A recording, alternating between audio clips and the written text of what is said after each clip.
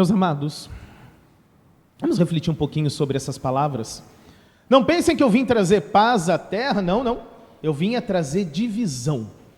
Mas aí a gente lembra daquelas leituras e dos hinos de Natal, onde os anjos proclamam paz à terra aos homens de boa vontade. A gente lembra que Jesus diz: deixo-vos a minha paz vos dou. E esse texto soa tão estranho, não é?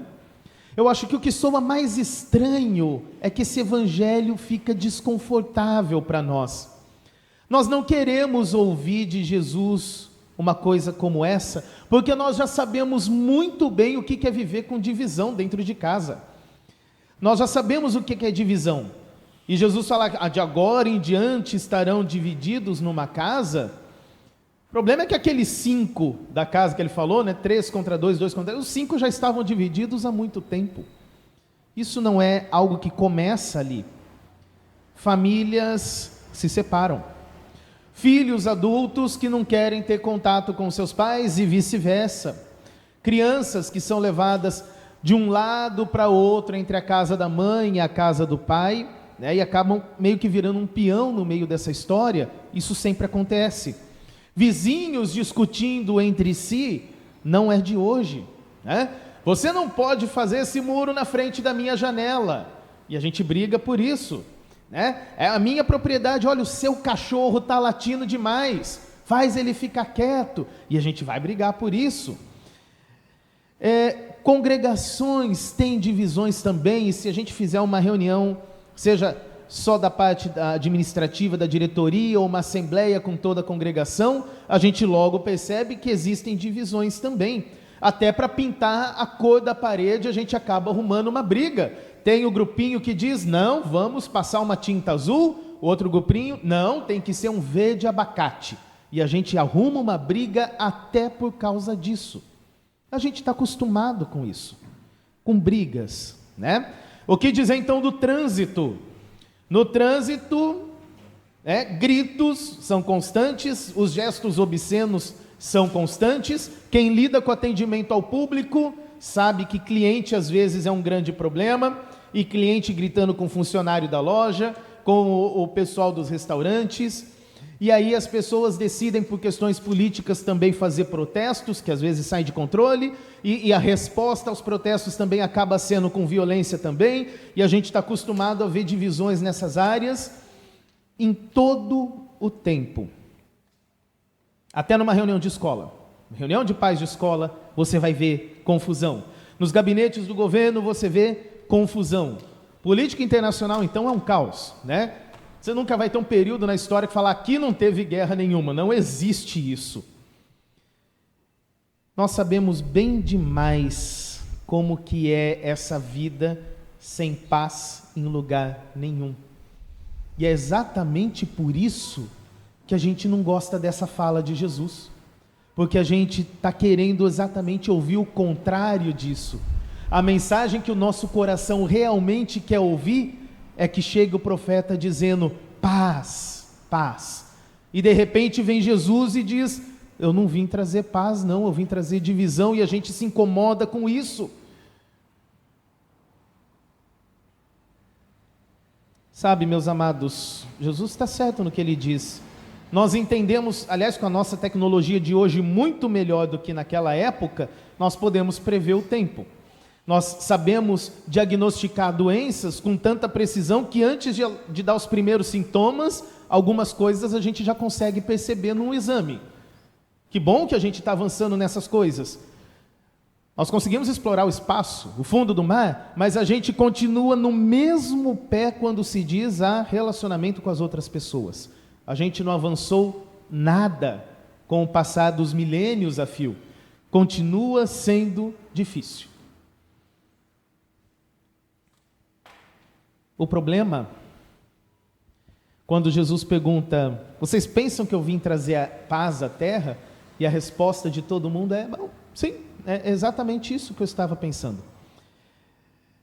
Porque se depender da gente, nós não vamos fazer isso não, Eu estou realmente esperando que Jesus traz logo a paz que ele prometeu. É isso que eu estou pensando. Enquanto isso, o que eu faço? Eu desligo o meu noticiário, falando do monte de problemas no mundo, e entro no meu carro, dirijo pela cidade, vou xingar alguns motoristas, a primeira pessoa que me cortar vai ser a primeira pessoa que vai tomar uma palavra de bênção, né? Pela risada eu vou entender que vocês não fazem isso. E é isso.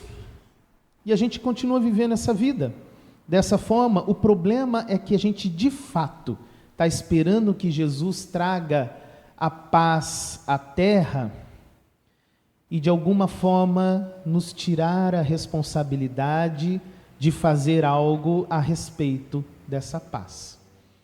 Eu realmente espero que essa paz aconteça. O pessoal da área do teatro gosta de usar uma expressão que se chama um Deus ex machina. É porque sempre no teatro está aquela situação, o teatro grego fazia isso, aquela situação onde tudo está caótico, e eles tinham uma maquininha que fazia o personagem vestido de algum deus lá descer, fazer o seu passe de mágica e resolver a situação do personagem. E a gente está querendo que Jesus seja isso. A gente vive a nossa vida no caos, não querendo fazer nada para resolver o nosso problema com o nosso irmão, achando que simplesmente Jesus vai baixar ali, dar a paz dele e está resolvido o nosso problema sem que a gente precise tomar atitude, sem que a gente precise fazer nada. A gente está esperando só uma intervenção sobrenatural, sem fazer nada a respeito. Estamos querendo que Jesus traga a paz para que eu possa continuar vivendo a minha vida do mesmo jeito que eu sempre vivi, com as minhas rusguinhas, com as minhas confusõezinhas, sem que isso precise me incomodar a consciência. Enquanto eu continuo esperando que Jesus vai trazer paz, eu não preciso encarar o problema do meu ódio, do meu egoísmo, do meu preconceito e de todos os outros males que brotam de dentro do meu coração e que acabam explodindo para fora, na forma da boca, na forma dos gestos, porque causar divisão em todas as áreas da nossa vida já virou um hábito. E a gente acha, tá bom, é assim mesmo. Porque Jesus vai resolver isso. Quando vou pedir para Jesus trazer paz aqui, eu vou continuar fazendo exatamente as mesmas coisas, porque Jesus vai resolver. E sabe qual que é o último problema, o problema mais grave disso? É que a gente prefere matar uns aos outros até que não reste mais ninguém, enquanto a gente espera que Jesus venha trazer essa paz. Porque nós não queremos encarar que nós vivemos em pecado e que esses pecados causam e perpetuam divisões entre nós mesmos. Quando a gente está brigado com alguém, qual que é a forma de resolver que o pessoal costuma falar? Dê tempo ao tempo, né? O tempo resolve. O tempo nunca resolveu um problema chamado pecado. Esse é o problema. O tempo não cura pecado. O tempo pode, no máximo, dar aquele período para o seu ânimo voltar a ficar dentro do controle, para o momento da ira passar. Esse o tempo, né, até consegue resolver. Mas e o pecado? O pecado que fez com que a sua opinião diferente do irmão virasse uma briga, virasse aquela discórdia ferrenha, que virasse o ressentimento que fica. Esse pecado é tempo que resolve? E a gente só fala o quê? Não, deixa que o tempo resolve, né? Jesus vai resolver toda a situação com a paz dele. A gente está querendo essa paz da circunstância, que ele baixa do céu, faz a gente ficar em paz e está tudo certo. Aliás, eu tenho certeza que eu não sou o problema, né? O problema é a outra pessoa. Claro, como assim pintar uma igreja de verde abacate? Tem que ser azul. Ela está errada, né? É isso, é claro, eu estou certo o tempo todo. Tem que ser do meu bem. Aliás, quando Jesus voltar, ele vai mostrar para todas as pessoas que do meu jeito a gente não teria brigado e teria dado tudo certo. Era só ter feito do meu jeito desde o começo. É isso que a gente está chamando de paz, né? E é isso que nós estamos querendo conseguir, e é isso que a gente está querendo usar Jesus como ferramenta. Ele vai colocar o resto de vocês na linha, e a gente vai ter paz, pode ter certeza disso. problema é que no ritmo que a gente está andando, não vai ter muitos de nós quando ele voltar, né? A vida já ficou tão banalizada que matar por qualquer motivo, né? Essa semana mesmo o noticiário estava cheio de mortes por motivos absurdamente banais, né? E nem é só essa semana.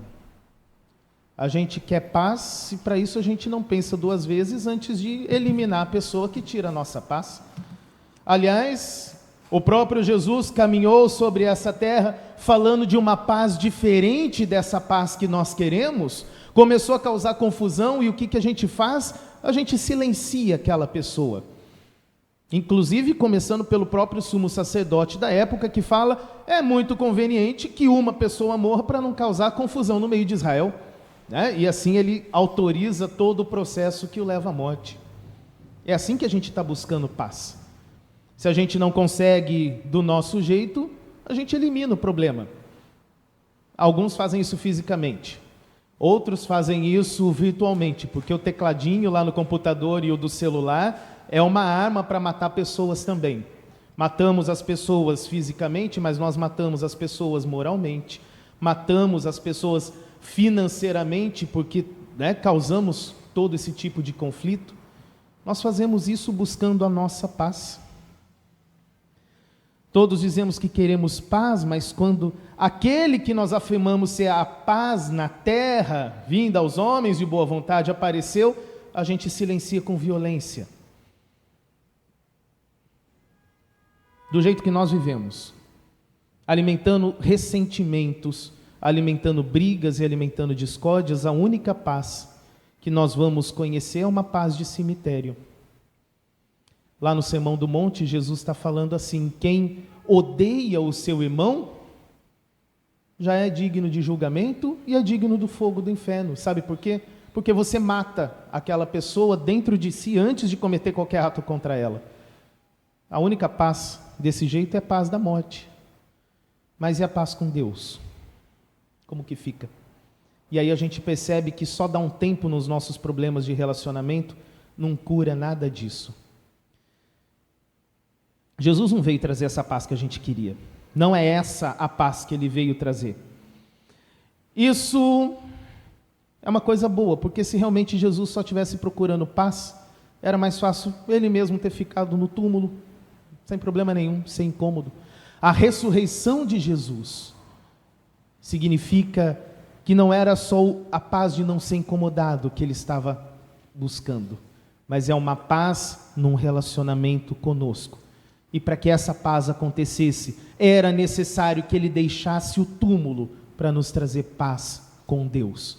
A Páscoa significa uma paz diferente de todas as outras, porque ele que já tinha feito todo o trabalho, não escolheu a paz da circunstância. Ele escolhe ressurreição e voltar para aquelas pessoas que nunca conheceram paz.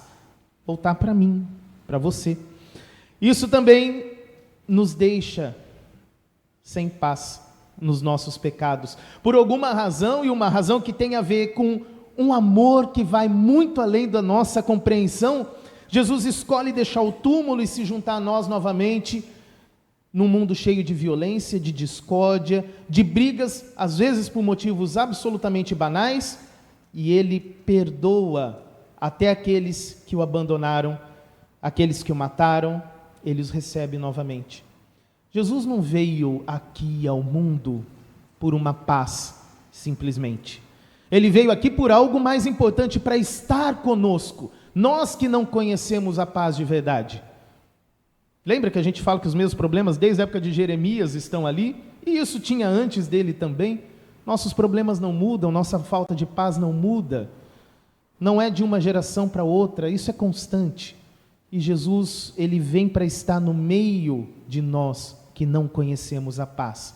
Jesus veio para estar conosco.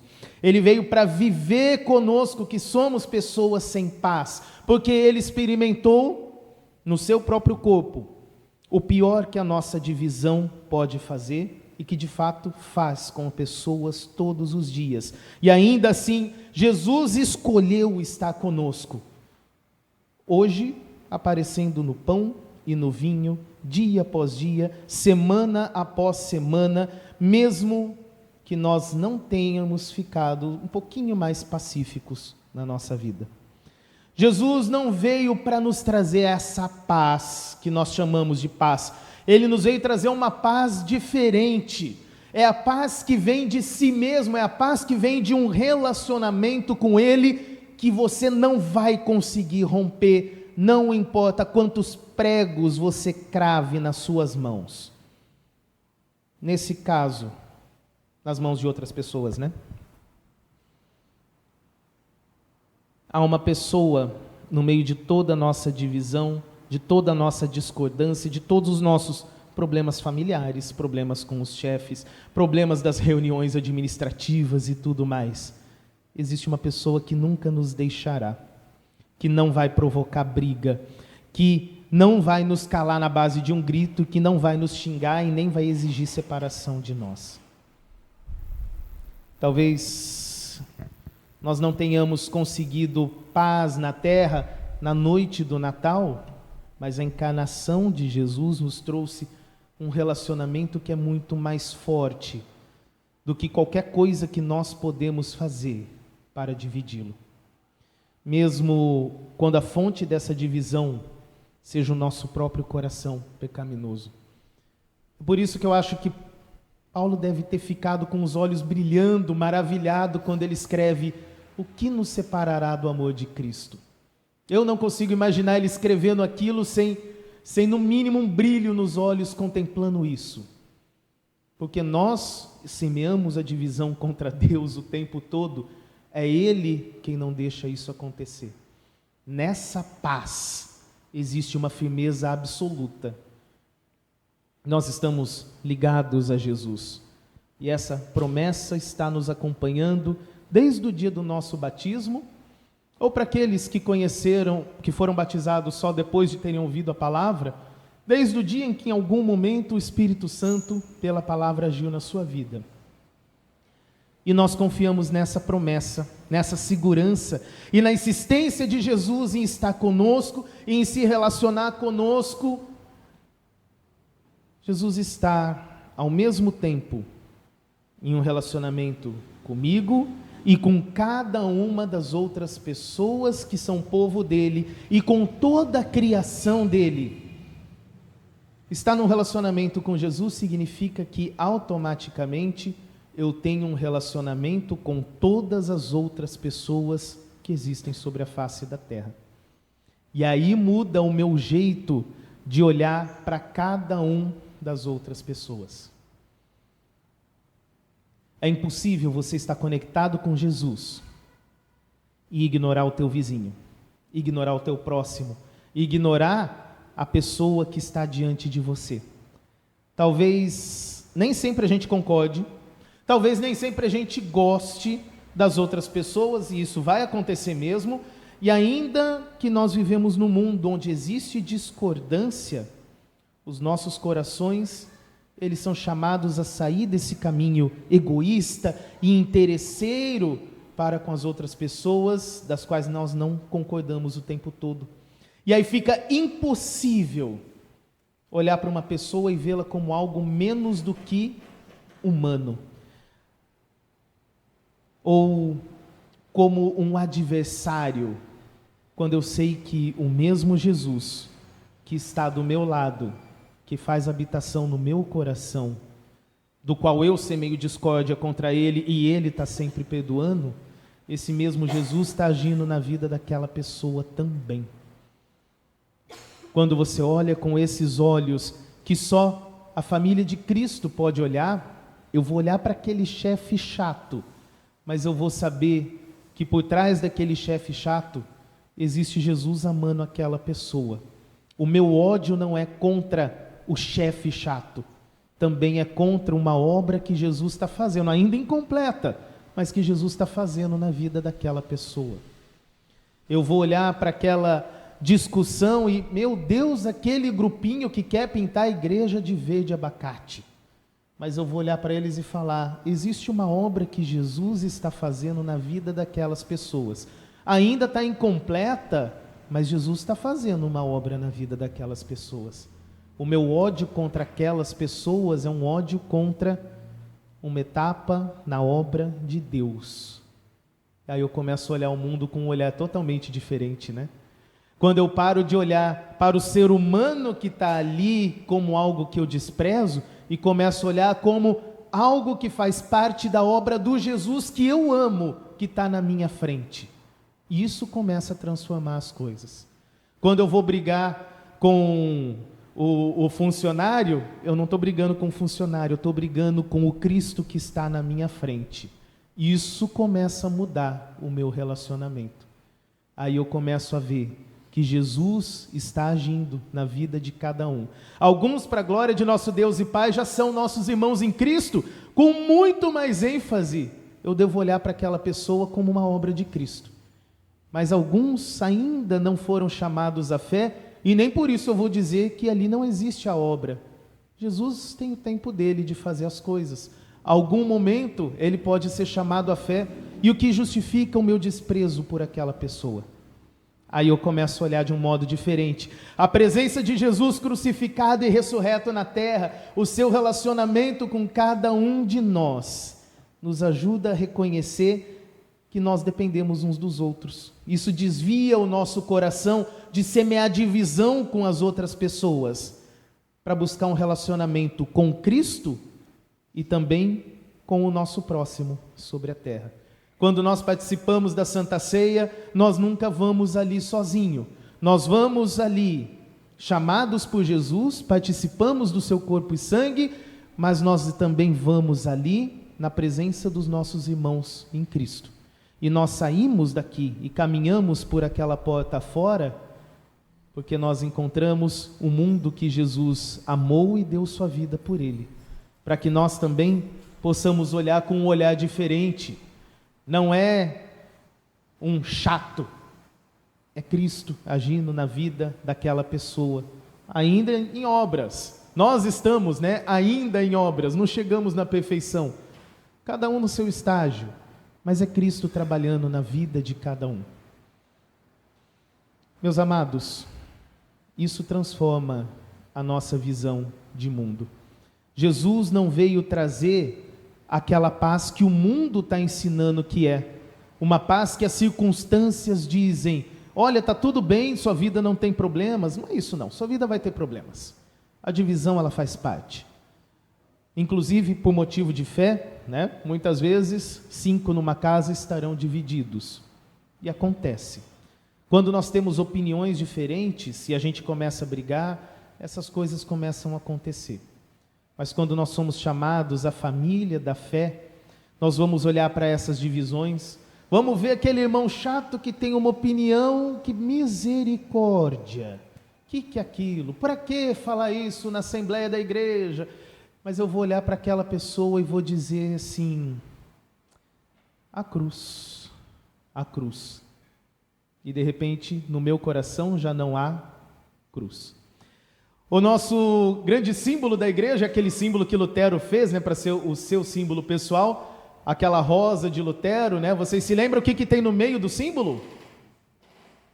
Tem uma cruz preta que está cravada em cima da onde? De um coração. Existe cruz. Só que, no entanto, esse coração não está pairando no nada. Ele apoia esse coração aonde? Numa flor, numa rosa, Ele coloca o coração repousando sobre uma rosa, porque esse é o conforto que Cristo nos dá. A cruz está ali, sempre sinalizando na nossa vida, mas o coração repousa numa cama que é uma rosa, que é o conforto que vem da parte de Deus.